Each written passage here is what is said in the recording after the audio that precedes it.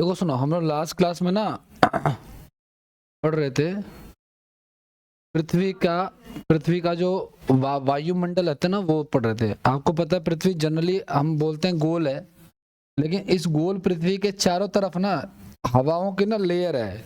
इसकी लेयर है हवा की लेयर है, उसकी एटमॉस्फेयर। जैसे एक लेयर ये हो गई, फिर दूसरी लेयर ये हो गई, फिर तीसरी लेयर ये हो गई, फिर चौथी लेयर ये हो गई।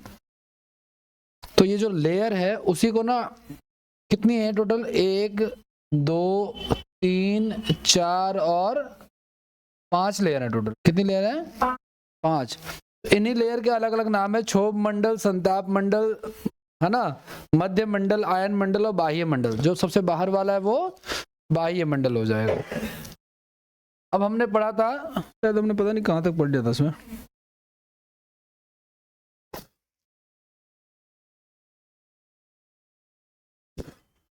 ये सब हमने पढ़ लिया था, मतलब कि ये जैसे क्या क्या होता है मैंने आपको बता दिया। ये फिर मैंने गैसेस के बारे में बता दिया था आपको, ऑर्गन वगैरह गैस के बारे में बता दिया था। फिर हमने पढ़ा था सबसे पहले किसके बारे में, ये गैसेस अभी भी चल रहा है, जलवाष्प के बारे में। उसके बाद मैंने आपको बताया था कि ये हिस्से में डिवाइडेड है, क्षोभ मंडल, मध्य मंडल, वायुमंडल। इसके बीच में संताप मंडल, वायुमंडल, 5 है टोटल। ये इसमें हमने सबसे पहले ये पढ़ा था क्षोभ मंडल के बारे में। ये पढ़ना था हमें शायद, है ना, यहाँ से ये पढ़ना था थोड़ा बहुत। अच्छा ये भी कर लिया था, ये वाला करना था। देखो सुनो, चलो क्षोभ मंडल से एक बार रिकॉल करा देता हूँ मैं आपको। क्षोभ मंडल क्या होता है? हम जब जमीन पे खड़े ना, इस जमीन से सबसे ऊपर पहली सतह किसकी आती है? क्षोभ मंडल की आती है। लगभग 15 से 18 किलोमीटर इसकी क्या है, मोटाई है इसकी। मतलब कहीं पे कम कहीं पे ज्यादा है ना, पहाड़ों पे कम है, नॉर्मल सरफेस पे ज्यादा है। इस तरीके से आपको देखना है, ठीक है। अब ध्यान सुनना, यहाँ पे जो गैसेस होती हैं, इस एरिया में जो गैस पाई जाती है वो बहुत ही ज्यादा डेंस होती है। डेंस का मतलब क्या? डेंस का मतलब घना होता है, और घना का मतलब क्या होता है? मतलब पार्टिकल्स एक दूसरे से ज्यादा चिपके हुए हैं, है ना। आपको पता है 3 चीजें होती हैं, एक होता है सॉलिड, एक होता है लिक्विड और एक होता है गैस। सॉलिड मतलब जिसके पार्टिकल बिल्कुल ही ज्यादा चिपके हुए हैं, लिक्विड जिसके पार्टिकल में थोड़ा थोड़ा डिफरेंस है, लिक्विड वही होता है, ठीक है ना। और गैस क्या होता है? जिसके पार्टिकल बहुत ज्यादा दूर है, ठीक है ना, तो वो होता है। तो यहाँ पे जो इस क्षोभ मंडल जो है हमारा सबसे नीचे वाला, इसमें सबसे ज्यादा क्या पाई जाती है, मतलब कि गैसेस जो है वो उनका डेंसिटी ज्यादा होती है, उनका घनत्व तो ज्यादा होते हैं, आपस में उनके मॉलिक्यूल जुड़े होते हैं, ठीक है। अच्छा जैसे जैसे इसमें आप ऊपर बढ़ोगे ना तो वो विरल होती जाएंगी, सघन से क्या हो जाएंगी, विरल। जैसे इनके बाल घने तो मैं कहूंगा डेंस हेयर है, लेकिन अगर बाल उड़ जाएं तो वो क्या हो जाएंगे, डेंस से रेयर हो जाएंगे। 9th क्लास में आप लोगों ने साइंस के चैप्टर में शायद पढ़ा होगा कभी, कि मान के चलो ये ऐसा रखा हुआ, स्लैब रखा हुआ है ना, ये बोलते हैं अभिलंब हो गया हमारा, और यहाँ से लाइट आ रही है, ध्यान से सुनना, यहाँ से लाइट आ रही है और ऐसे मुड़ जा रही है। देखा ऐसा कभी, है ना। तो रेयर से डेंसर, डेंसर से रेयर करने पे ना, ये फॉर्मूले हमने 9th क्लास में देखे थे, वही चीज है सेम। तो सीधे सीधे ये समझो कि कोई चीज अगर घनी है ना, कोई चीज क्या है अगर घनी है, तो घने के लिए हम लोग डेंस वर्ड यूज करते हैं। क्या वर्ड यूज करते हैं हम लोग? डेंस वर्ड यूज करते हैं घने के लिए। घने के लिए डेंस वर्ड यूज करते हैं। अगर कोई चीज घनी नहीं है तो उसको हम रेयर बोलते हैं, सघन बोलते हैं, ठीक है। सघन से विरल, सॉरी विरल बोलते हैं। अच्छा ध्यान से सुनना, ये जो पहला है हमारा क्षोभ मंडल, सारे मौसम संबंधित घटनाएं इसी में होती हैं, ठीक है ना, सारी मौसम संबंधित घटनाएं इसमें होती हैं। ऊंचाई बढ़ने पर टेम्परेचर घटता है। अगर आप पहाड़ पे चढ़ोगे ना तो सूरज के तो पास जाओगे, लेकिन टेम्परेचर क्या होगा, घट जाएगा। कितना घट जाएगा? अगर 165 मीटर चढ़ गए तो लगभग 1 डिग्री टेम्परेचर डाउन हो जाएगा, ठीक है। अच्छा जैसे क्षोभ मंडल के आप निकट पहुंचोगे ना, पवनों की जो स्पीड है ना वो बढ़ जाएगी। अभी लास्ट मंथ याद होगा शायद 18 तारीख के आसपास, जब मैंने छुट्टी ली थी 2-3 दिन की, तो मैं नैनीताल गया था। नैनीताल पे ना एक पहाड़ है, नैना पीक बोलते हैं उसको, ठीक है। उसकी हाइट लगभग होगी 4-5 किलोमीटर के आसपास पहाड़ की। तो हम उस पर ट्रैकिंग करके पहुंच गए, बिल्कुल टॉप पे पहुंच गए। इतनी तेज हवाएं चल रही थी जिसका आप अंदाजा नहीं लगा सकते एकदम। 2 मिनट में ही ना, कितना भी तगड़ा जैकेट पहन लो, ठीक है, हम वहां से भगे फटाफट। और हमें चढ़ते चढ़ते रात शाम को 7 बज चुके थे। मतलब जब हम उतर रहे थे तो पहाड़ में बिल्कुल अंधेरा था, ठीक है, ये चीज है। तो जैसे जैसे हम ऊपर की तरफ बढ़ेंगे, आपको पता है जमीन से ये क्षोभ मंडल है, तो जैसे जैसे तुम इसकी लेयर के पास पहुंचोगे हवाओं की स्पीड क्या हो जाएगी, धीरे धीरे तेज तेज, और मतलब और ऊपर जाता तो और तेज बहती है। अगर मैं हिमालय पे चढ़ूंगा और तो वहां पे और तेज हवाओं की आवाज आएगी, है ना एकदम। आगे नेक्स्ट की बात करते हैं। इसके बाद दूसरे नंबर पे आता है क्षोभ मंडल के बाद दूसरा मंडल कौन सा हमारा, जिसको हम बोलते हैं समताप मंडल। इसको इंग्लिश में बोलते हैं स्ट्रेटोस्फेयर बोलते हैं। इसकी जो डेप्थ है गाइस वो 18 किलोमीटर से लेकर के 50 किलोमीटर तक है, ठीक है ना।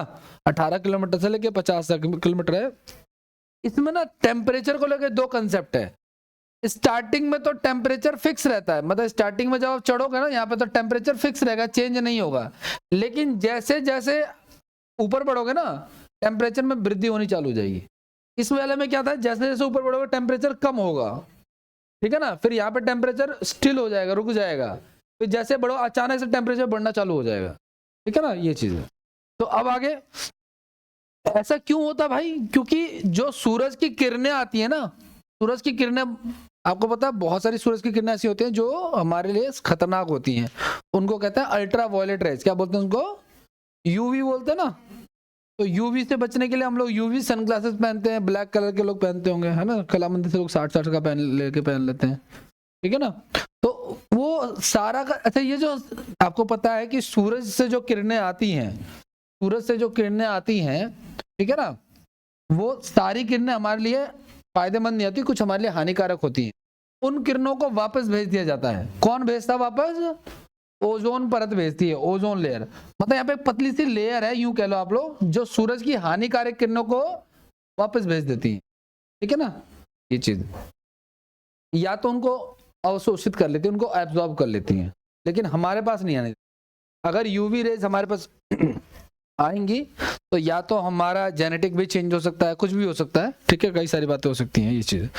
ओजोन परत का विस्तार गाइस लगभग 15 से 35 तक है, यानी पूरा 50 किलोमीटर का है ना, तो सब 15 से 35, कुछ हिस्सा इसका क्षोभ मंडल में, कुछ हिस्सा इसका उसमें है, ठीक है। बाकी लेकिन अगर कोई पूछे कि ओजोन परत कहाँ है तो आप समताप मंडल ही बोलोगे, स्ट्रेटोस्फीयर ही बोलोगे, क्षोभ मंडल नहीं बोलोगे, क्योंकि ज्यादातर हिस्सा उसी में ही है। तो देखो पहला आपका क्षोभ मंडल, फिर आपका समताप मंडल, अब तीसरे पे आता है आपका क्या, तीसरे पे आपका आता है मध्य मंडल। क्या आता है, ये 50 से 80 किलोमीटर है।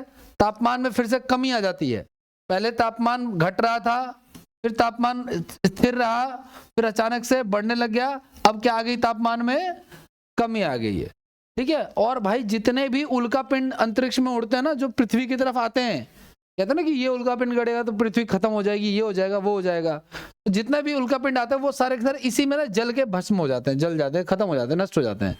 वो इसके आगे क्रॉस ही नहीं कर पाते, क्योंकि वायु जो है ना बहुत तेज होती है, वायु के घर्षण से ना वो समाप्त हो जाते हैं, ठीक है। तो पृथ्वी के एटमॉस्फेयर को टच नहीं कर पाते हैं। यानी अगर ये ना हो तो पृथ्वी कई सारे उल्का पिंडों से अभी तक टकरा चुकी होती। अभी कुछ दिन पहले भी तो न्यूज आई थी उल्का पिंड से रिलेटेड एक, ठीक है। आगे नेक्स्ट क्या कह रहा है, इसका जो टेम्परेचर है ना कि वो 100 डिग्री सेल्सियस से गिर जाता है, ठीक है। वायुमंडल का न्यूनतम तापमान सबसे ज्यादा यहीं पे होता है, मध्य मंडल में होता है। मध्य मंडल का जो अगला है गाइस आपका वो है आयन मंडल। आयन मंडल, मध्य मंडल का जो अगला टेम्परेचर क्या है वो है आयन मंडल। आयन मंडल का होता क्या होता है, जैसे आपको नाम से ही पता चल रहा है आयन, तो आयन दो प्रकार के हैं, या तो धनायन या फिर ऋणायन, यानी पॉजिटिव चार्ज या फिर नेगेटिव चार्ज, ठीक है ना। तो ये विद्युत आवेशित किरणें हैं, मतलब इलेक्ट्रो, आपने देखा होगा आजकल किसी को भी तुम छूते हो करंट लग जाता है, लग जाता है नहीं लग जाता, ठीक है ना, नहीं लगता।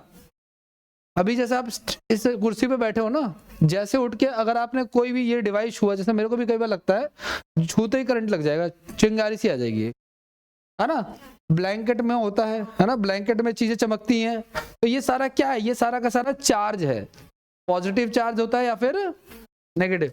तो ये ज्यादातर चार्ज कहाँ पे पाए जाते हैं, इस तरह के आइनोस्फेयर में पाए जाते हैं, ठीक है ना। अच्छा, टेम्परेचर इसमें बढ़ता है, ठीक है। इसके अलावा ये जो इसके अंदर मैंने तुम्हें बताया ना, इसके अंदर पॉजिटिव चार्ज है या फिर क्या है इसमें नेगेटिव चार्ज है। इसी के कारण से जितने भी रेडियो आप चलाते हो ना, जो रेडियो, तो वो इसी कारण से होता है, क्योंकि रेडियो तरंगे जो भेजी जाती है ना वो इसी से रिफ्लेक्ट होकर आती हैं। तो कहीं से भेजा गया, मान के चलो मद्रास में मेरी रेडियो की कंपनी है, वहां से, या तुम्हें पता है नोएडा में जितने रेडियो वाले हैं ना, दिल्ली में जो रेडियो बजता है उसकी सारी कंपनियां कहाँ है, नोएडा में। तो नोएडा से रेडियो वो चालू करते हैं और हमारे पास पहुंच जाता है। कैसे पहुंच जाता है, फ्रीक्वेंसी की वजह से पहुंच जाता है।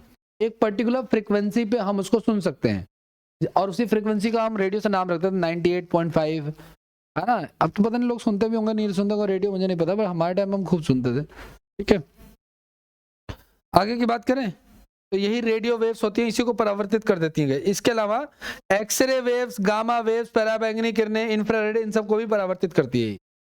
आगे नेक्स्ट की बात करते हैं। अच्छा, ये जो आपका आयन मंडल है गाइस, इसमें ना कई सारी ना हिस्सों में इसको बांट दिया गया है, जैसे कि डी लेयर, ई लेयर, एफ लेयर और जी लेयर। अब ये क्या क्या है, ठीक है, पहली बात तो याद रखना आप लोग इसको नीचे से ऊपर की तरफ याद रखना, D E F G sequence में तो है ना, A B C D E F G है ना, तो सीक्वेंस में अरेंज करना है आपको। अच्छा, डी लेयर क्या करती है भाई, इसमें बहुत ज्यादा हाई वेव लेंथ होती है गाइस, निम्न आवृत्ति के रेडियो तरंगों को परावर्तित करती है। मतलब ये जो डी लेयर है ये क्या करती है, ये निम्न आवृत्ति के रेडियो वेव्स को, ये रेडियो वेव्स को परावर्तित करती है। ये क्या करती है, रेडियो वेव्स को परावर्तित करती है। डी क्या करती है, रेडियो वेव्स को परावर्तित करती है।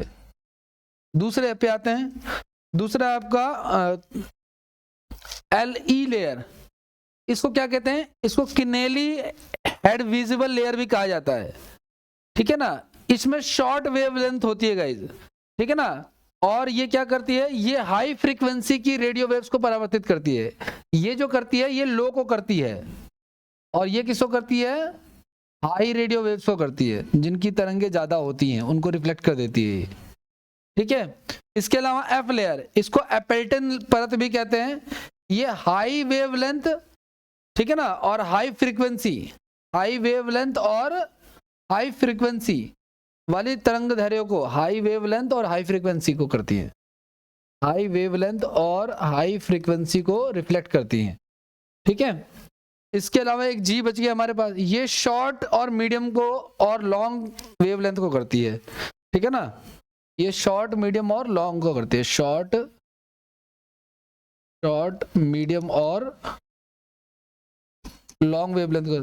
सबका काम रेडियो वेव्स को रिफ्लेक्ट करना ही है, लेकिन ये जो डी वाला है ये लो रेडियो वेव को करती है, ई वाला जो है वो हाई को करती है, एफ वाला जो है वो हाई वेवलेंथ और हाई फ्रीक्वेंसी, वेवलेंथ और फ्रीक्वेंसी दोनों अलग अलग होती हैं। ठीक है ना, और जी वाला जो है वो आपका क्या करता है, स्मॉल, मीडियम और लार्ज वेवलेंथ को रिफ्लेक्ट करती है। कितनी वेवलेंथ है हमारे पास टोटल, 5 है, 5 है, G sorry D E F G. D लो को करता है ना, एफ जो है वो हाई को करता है, जी जो है आपका क्या करता है, हाई फ्रीक्वेंसी और हाई वेवलेंथ को करता है, और जो लास्ट वाला है वो हमारा शॉर्ट, मीडियम और लॉन्ग को करता है।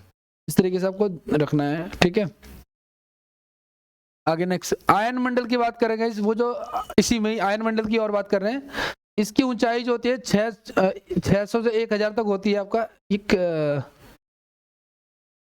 एक्सोस्फीयर होना चाहिए ना, ये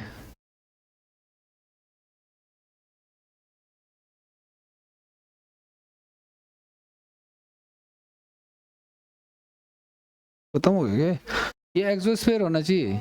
नहीं नहीं, आयन मंडल थोड़ी एक्सोस्फीयर है ये। ठीक है, ऊंचाई जो है 640 से 1000 किलोमीटर तक, इसमें इलेक्ट्रो चार्ज पार्टिकल्स की प्रधानता है। ठीक है ना, मतलब इसमें चार्ज पार्टिकल्स इसमें मिलते हैं। ठीक है, यहाँ पे nitrogen gas, oxygen gas, helium gas और हाइड्रोजन गैस की अलग अलग परतें होती हैं। 1000 किलोमीटर के बाद से ना, अगर आप 1000 किलोमीटर तक जाओगे, इसके बाद से जो वायुमंडल है ना बिल्कुल खत्म हो जाता है, वायु कम हो जाती है ना के बराबर, और आगे बिल्कुल खत्म हो जाती है। ठीक है ना, जितने भी मैन मेड सैटेलाइट हैं, जो हम सैटेलाइट भेजते हैं, वो सारे के सारे कहाँ पे लोकेटेड हैं, इसी में लोकेटेड है जो पृथ्वी के चक्कर लगाते हैं। ठीक है ना, तो ये सारा का सारा जो आपने पढ़ा ये हमारा है, के बारे में क्या नाम है,